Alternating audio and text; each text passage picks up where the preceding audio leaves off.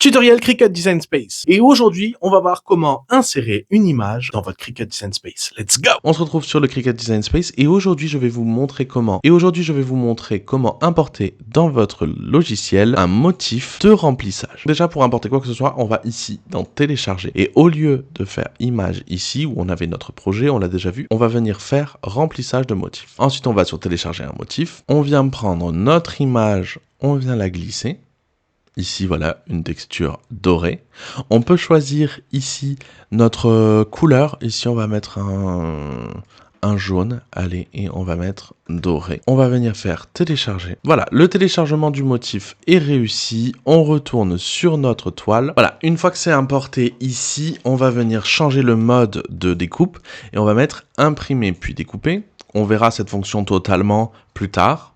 Et ici, dans couleur, maintenant, on a ce petit truc qui vient d'apparaître, cette petite case. Ici, on vient changer par modèle. Voilà. Et ici, on a toutes des petites textures, des petites couleurs. Et là, en premier, le premier que j'ai mis. Et voilà. Ici, on a notre texture, notre couleur. Voilà. Ça marche avec des photos. Par contre, ça fonctionne, voilà, par exemple ici, j'avais fait des photos de papier. Voilà, ça c'est du papier que j'avais. On peut modifier les modèles. Voilà. On peut faire plein de petites choses, par exemple, comme ça. Voilà, si ça nous plaît.